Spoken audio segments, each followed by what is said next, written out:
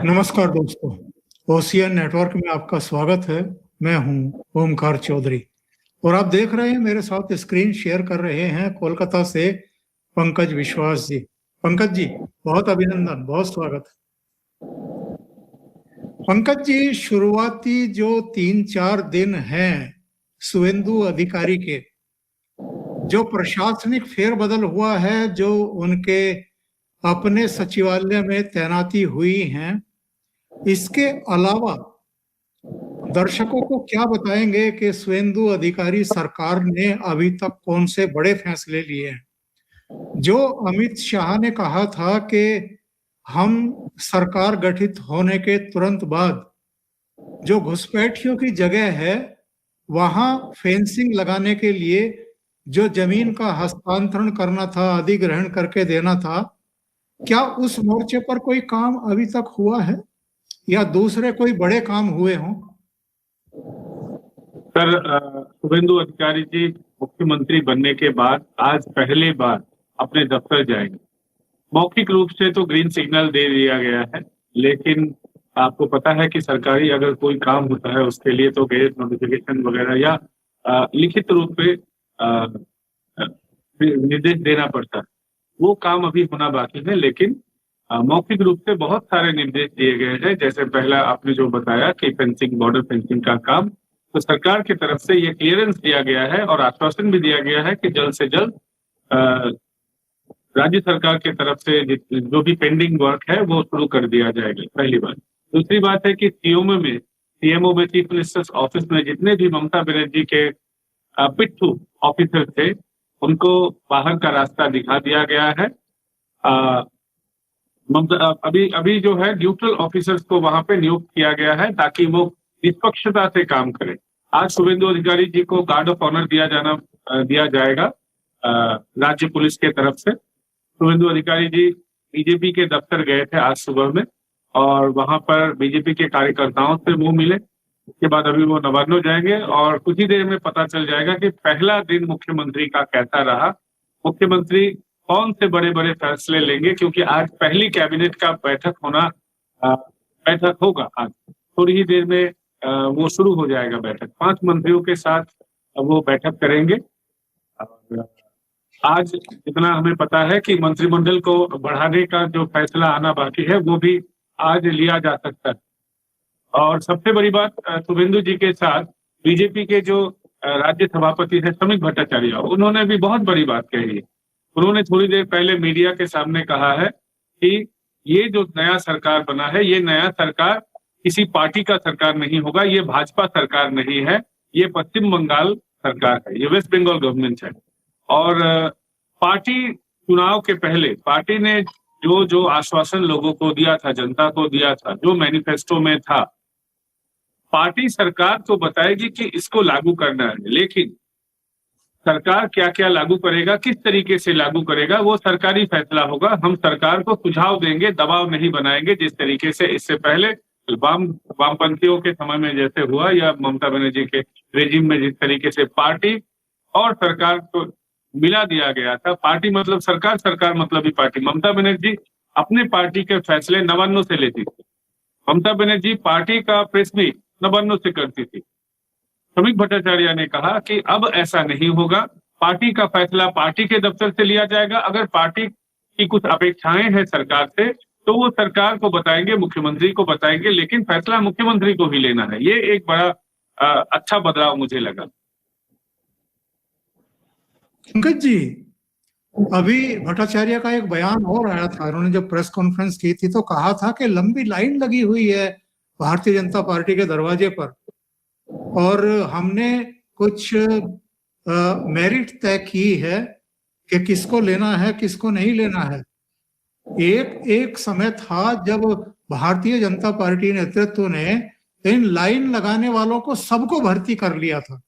शायद तब उनकी मजबूरी रही होगी, क्योंकि तब उनके पास संगठन भी नहीं था, कार्यकर्ता भी नहीं थे, अलग अलग जिलों में कुछ चेहरे भी नहीं थे। लेकिन आज की तारीख में तो जो श्रमिक भट्टाचार्य ने कहा है कि लाइन लगी हुई है, लेकिन हमने मेरिट तय की है कि हम किसे लेंगे और किसे नहीं लेंगे। तो ऐसे कौन चेहरे हैं बड़े चेहरों में भी कोई है क्या टीएमसी के या दूसरे दलों के जो आने के लिए मरे जा रहे हैं अब, चूंकि सत्ता बीजेपी के हाथ में आ गई है? सर, टीएमसी के लोग तो ये भी बोल रहे हैं कि अभिषेक बनर्जी आने को तैयार। इसमें कितना सच है, कितना फसाना है, ये तो मुझे पता नहीं, लेकिन ये सच है कि बहुत सारे टीएमसी के विधायक, एक रिपोर्ट के अनुसार 45 विधायक आने को तैयार। अगर ऐसा होगा तो टीएमसी पार्टी अपने विरोधी जो उनका तकमा है वो भी चला जाएगा। लेकिन जितने भी दागी लोग हैं जिनके खिलाफ गंभीर आरोप है, सबसे बड़ी बात है कि बीजेपी के कार्यकर्ताओं के उत्पीड़न का जिनके ऊपर आरोप है उनको नहीं लिया जाएगा, ऐसा भारतीय जनता पार्टी की तरफ से बताया जा रहा है। और जिनके खिलाफ पीएमएलए केसेस है या पैसे इधर उधर करने का, कट मनी सिंडिकेट चलाने का आरोप है जिनके ऊपर, टीएमसी का तो कोई भी दूध का धुला तो है नहीं, लेकिन फिर भी जिसके ऊपर बहुत ज्यादा आरोप नहीं हो, खास करके बीजेपी कार्यकर्ताओं को उत्पीड़न का मामला जिनके खिलाफ ना हो और जिनके खिलाफ मनी लॉन्ड्रिंग के केसेस ना हो, उनको लिया जा सकता है। लेकिन अभी किसी को नहीं लिया जाएगा, कम से कम 2-3 महीने के पहले ज्वाइनिंग प्रक्रिया शुरू नहीं होगी, ऐसा बीजेपी ने बताया है। और इसके लिए कमेटी भी पहले से ही थी, वो कमेटी अभी भी फंक्शनल है, जिसकी मुखिया लॉकेट चैटर्जी जी। तो बहुत सारे लोग अलग अलग स्तर के बीजेपी नेताओं को फोन करके उनको मनाने की कोशिश कर रहे हैं, उनका हाथ पांव पकड़ रहे हैं, लेकिन कोई अच्छा भी हो या बुरा भी हो, किसी का अभी ज्वाइनिंग नहीं होगा। जैसा कि आपने बताया 2021 के पहले दिलीप घोष के टाइम पे एक मास ज्वाइनिंग हुआ था, उस समय मेला लगा था, योगदान मेला उसको यहाँ बोला गया था। तो उस मेले से तो अच्छा कितना हुआ, बुरा कितना हुआ, उसमें तो अलग अलग डिबेट है। लेकिन मुझे लगता है कि सर उस समय वो मजबूरी भी था, क्योंकि बीजेपी के पास उस समय संगठन नहीं था। सबसे बड़ी बात है कि उस समय वामपंथी और कांग्रेस के पास 30-30 विधायक थे आसपास, किसी के पास 28, किसी के पास इस तरीके के 58 या 59 इस तरीके के विधायक थे, दोनों को मिला के।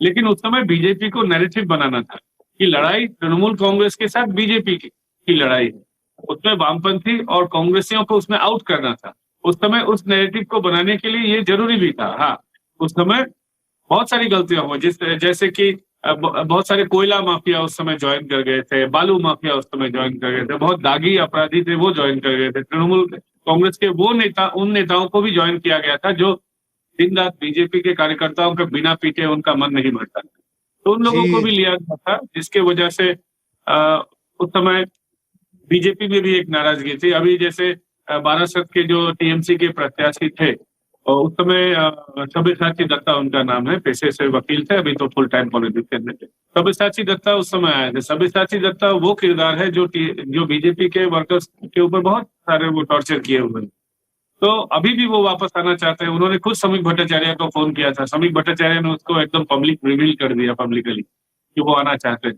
2 दिन पहले तक वो वहां के बीजेपी प्रत्याशी का वीडियो वायरल कर रहे थे बीजेपी की तरफ से, जिसको एआई वीडियो बताया गया है। तो जो आदमी बीजेपी के प्रत्याशी का कैरेक्टर असैसिनेशन कर रहा था, आज वो बीजेपी के लोगों का पांव पकड़ रहा है कि मुझे पार्टी में ज्वाइन कर लो। ये हालत हो गई है टीएमसी की, और टीएमसी का इतना खराब हालत है कि ये जानने के बाद भी उसके ऊपर कोई शो कॉज या उसको पार्टी से एक्सपेल करना, सस्पेंड करना कुछ नहीं हुआ। चुपचाप बैठने पर अभी टीएमसी किसी को सस्पेंड नहीं कर रही। हाँ, रिजू दत्ता जैसे जो लोग हैं, ममता बनर्जी के जो भतीजे हैं, बड़े चहेते हैं, उनका अगर आप उनके खिलाफ अगर कोई आरोप लगाएंगे, तब हो सकता है कि पार्टी आपके अगेंस्ट में एक्शन ले। बहुत सारे लोगों को भी शो कॉज किया गया है, रिजू दत्ता जैसे 5 लोगों को सस्पेंड भी किया गया है पार्टी से। तो आप अगर अभिषेक बनर्जी के खिलाफ कुछ ना बोले तो अभी भी पार्टी आपके लिए दिल दरिया हो सकती है। ये रिजू दत्ता तो ताल ठोक करके, सीना चौड़ा करके माइकों पर दहाड़ रहे थे, 4 मई के बाद अजय पाल शर्मा कहीं भी छिप जाओगे, अपने प्रदेश चले जाओगे, कॉलर पकड़ करके घसीट करके लाएंगे, यहाँ आपको अदालत में जवाब देना होगा। क्या हुआ? पूंछ नीचे क्यों दे ली रिजू दत्ता जैसों ने, और अब माफी क्यों मांग रहे हैं अजय पाल शर्मा से? सर, पुलिस के पीछे छिप के बहुत कुछ बोल सकते हैं। उनके साथ इतने दिन पुलिस का पावर था, ये पुलिस के पावर के दम पे ही ये दूसरे लोगों को डराते थे। फॉल्स केसेस करके बीजेपी के कार्यकर्ताओं को डराते थे, पुलिस का सपोर्ट उनके पास था। अब जब पुलिस का सपोर्ट उनके पास से चला गया है, अब देखना है कि कौन कितने पानी में है, कौन कितना कद्दावर नेता है, किसके गले में कितना जोश है, किसमें के दिमाग में कितना वो सरफरोशी है। अब तो पता लगेगा ना। जब बीजेपी के नेता जब उनके ऊपर पुलिस के केसेस लगते थे, फिर भी बीजेपी के बहुत सारे नेता ऐसे थे जो निडर होकर अपना बात रखते थे। लेकिन अब पता चलेगा टीएमसी के कार्यकर्ता कितना निडर है, क्योंकि 15 साल वो एकदम दूध घी मक्खन में रहे। अब तो सिर्फ उनको कुछ नहीं मिलने वाला है। अब न दूध है, न घी है, न मक्खन है। अब तो सिर्फ रेगिस्तान ही रेगिस्तान है सामने।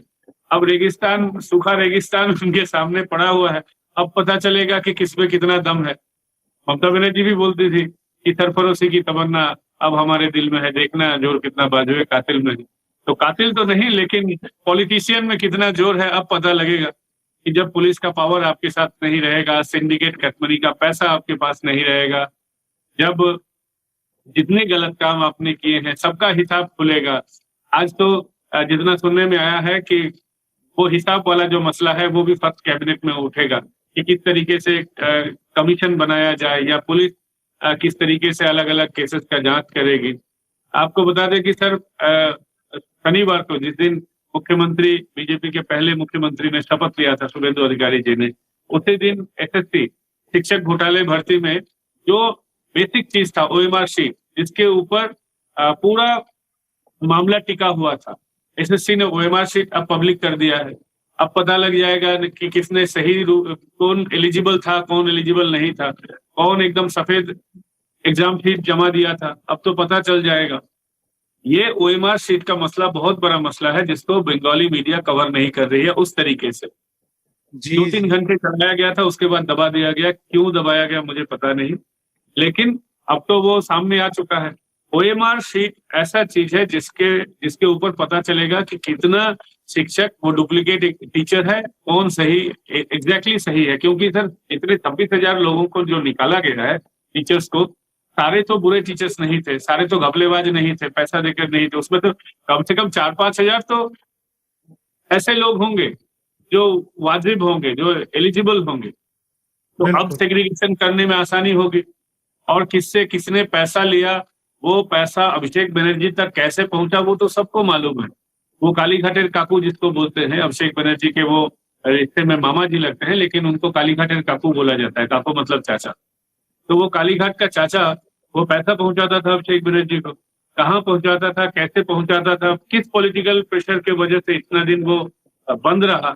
अब तो जनता बीजेपी से भी सवाल करेगी। अब तो सत्ता आपके पास में है, डबल इंजन आपके पास में है, अब पुलिस भी आपका, सीआईडी भी आपका और सीबीआई भी आपका। अब कौन सी परेशानी है अभिषेक बनर्जी को गिरफ्तार करने में? तो अब बीजेपी के ऊपर भी प्रेशर बनेगा कि जल्द से जल्द कार्रवाई हो, क्योंकि ये उनका तो चुनाव से पहले उन्होंने जनता को आश्वासन दिया था। अब जल्दी फैसला लेना होगा। जितने भी घपलेबाज है, जितने भी चोर उचक्के बीजेपी को जिन लोगों ने सताया, आम आदमी को जिन लोगों ने सताया, जिनसे पैसा उठाया, इन लोगों ने करोड़ों की संपत्ति बनाई।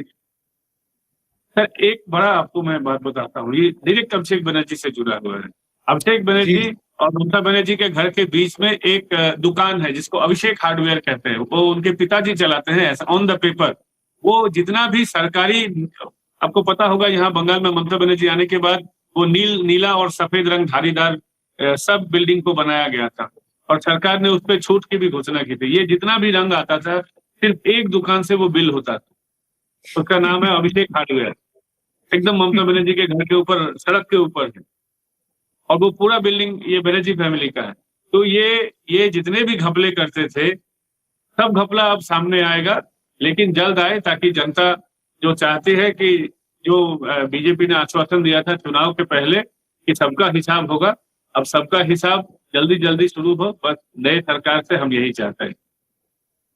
अच्छा ये बताइए, ये क्या कंट्रोवर्सी शुरू हो गई है कि शुभेंदु अधिकारी ने कार्यकर्ताओं से कह दिया कि मैं सबका मुख्यमंत्री हूँ, हर जगह जय श्री राम के नारे मत लगाओ, ये सही जगह नहीं है नारे लगाने की। मेरे विचार से तो एक समझदारी भरा बयान है, क्योंकि गुरु रविंद्रनाथ टैगोर के शायद वो निवास स्थल गए थे और वहां पर कोई कार्यक्रम था, तो वहां भी जोश में आकर के बीजेपी के कार्यकर्ताओं ने, उनके समर्थकों ने जय श्री राम का नारा लगाया। तो उन्होंने कहा कि भाई हर स्थान की एक गरिमा और मर्यादा होती है, तो आप इस तरह के नारे न लगाओ। लेकिन ये तो मैं देख रहा हूँ सोशल मीडिया पर शुभेंदु अधिकारी को ही कटघरे में खड़ा करना शुरू कर दिया लोगों ने कि साहब देखिए, सरकार में आते ही ये तो इस तरह की बात करने लगे कि मैं सबका मुख्यमंत्री हूँ। क्या कंट्रोवर्सी है ये? सर, उन्होंने तो कुछ गलत नहीं कहा कि मैं सबका मुख्यमंत्री हूँ। जीतने के बाद एक मुख्यमंत्री सबका मुख्यमंत्री होता है। ममता बनर्जी जो अनाप शनाप बकती थी, हम लोग तो यही चाहते थे कि एक जिम्मेदार मुख्यमंत्री आवे, बंगाल की सत्ता वो संभाले। अब तो वैसा मुख्यमंत्री आ गया। हम जो बंगाल के लोगों को, जो भद्रलोक समाज है, जो बंगाली लोगों को पहले उनका एक सारे भारत में एक भद्रलोक छवि था। ये कवि गुरु की धरती है। वहां हम्बा हम्बा, आप सरकारी मन से हम्बा हम्बा, कंबा कंबा, रंबा रंबा, रो रो, काकू काकू बोलेंगे, ये तो एक मुख्यमंत्री को शोभा नहीं देता है।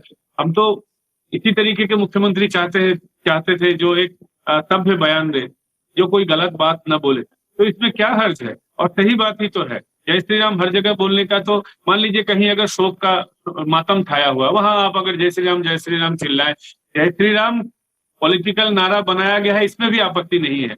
लेकिन हर जगह तो आप नहीं बोल सकते हैं, किसी मातम के जगह पे नहीं बोल सकते हैं। अब नेताजी के घर पे जाके आप जय श्री राम बोले तो ये तो शोभा नहीं देगा। कवि गुरु रविंद्रनाथ टैगोर की जन्म जयंती है, वहां एक अलग तरह का अनुष्ठान है। वहां पर अगर आप जय श्री राम बोल के अगर चिल्लाने लगे, वो तो फिर वो जय बांग्ला जय श्री राम एक ही जैसा हो जाएगा। बिल्कुल। चुनाव के पहले आप बहुत कुछ बोलते हैं, लेकिन चुनाव के बाद जनता, जब आप सरकार में आ जाते हैं, तो आप जनता से आपके ऊपर अपेक्षाएं रहती है।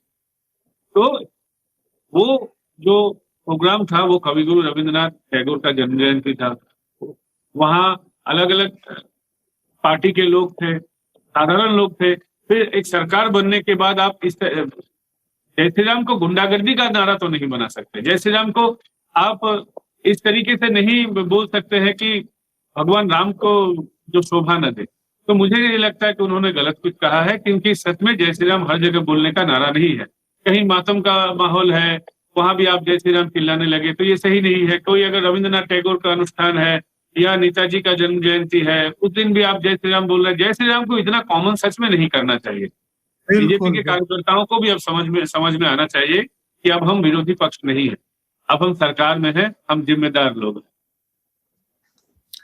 वो एक बार मुझे किस्सा याद आ गया, पंजाब के मुख्यमंत्री बन गए प्रकाश सिंह बादल। उससे पहले बड़ा लंबा संघर्ष किया था उन्होंने, और पंजाब में जगह जगह मोर्चे लगाए जाते थे। जो अकाली कार्यकर्ता थे, नेता थे, वो मोर्चे लगा करके अपना बैठ जाते थे, सरकार को मजबूर करते थे। जब मुख्यमंत्री बन गए तो वही सब मिलने के लिए पहुंच गए मुख्यमंत्री आवास, और उनसे कहने लगे कि हुण दस्यो बादल साहब कित्थे मोर्चा लगाना है। तो उन्होंने हंस करके कहा कि भैया अब तो सत्ता में आ गए, अब मोर्चा नहीं लगाना है। तो ये वैसा ही हो रहा है यहाँ पश्चिम बंगाल में। और एक अच्छी सूचना ये है, कार्यक्रम के आखिर में उसको मैं साझा कर लूं दर्शकों से, कि जो शुभेंदु अधिकारी के पीए की हत्या की गई थी 6 मई को, तो रथ के जो संदिग्ध हत्यारे हैं वो बंगाल पुलिस ने गिरफ्तार कर लिए हैं। एक अयोध्या से गिरफ्तार हुआ है और 2 बक्सर बिहार से गिरफ्तार किए गए हैं। इनमें एक शार्प शूटर है जो बलिया का रहने वाला है, जिसको अयोध्या से गिरफ्तार किया गया है। मुझे लगता है कि जिस तरीके से कार्रवाई हो रही है दोषियों पर, न केवल रथ के हत्यारे, बल्कि जिन्होंने कानून व्यवस्था को अलग अलग जगहों पर अपने हाथ में लेने की कोशिश की है, उन पर शिकंजा कसने का समय आ गया है। पंकज जी।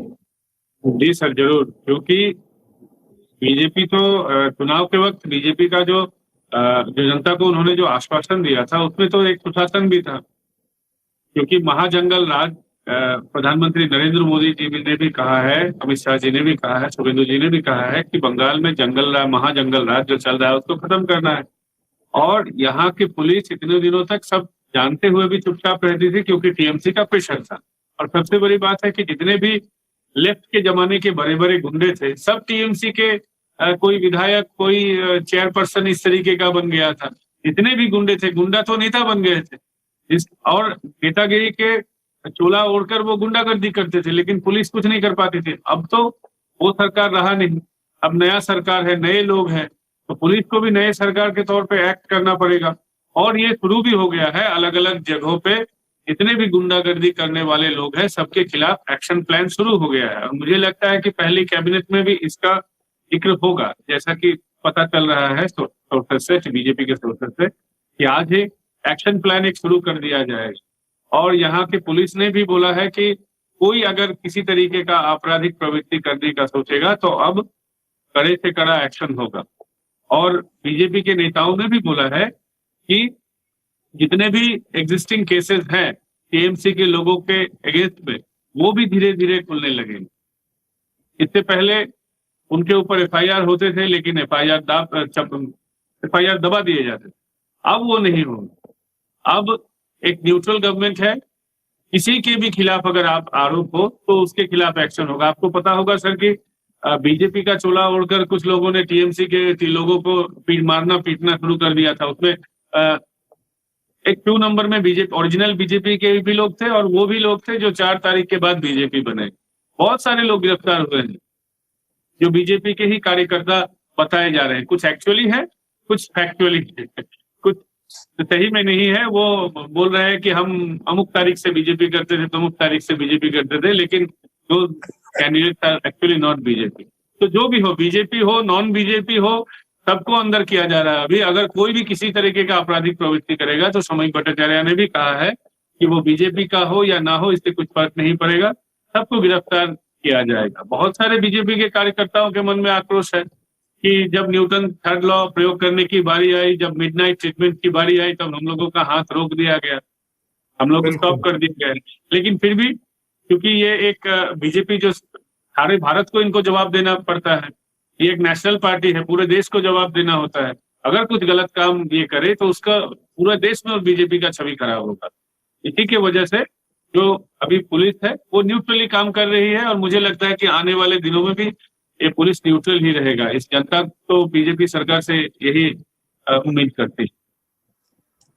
केंद्र से कहा गया था कि जो हिंसा शुरू हुई है, ठीक है, अतीत में बहुत बुरा वक्त झेला है बीजेपी के कार्यकर्ताओं ने, नेताओं ने, लेकिन ऊपर से कहा गया कि इस हिंसा को रोका जाए।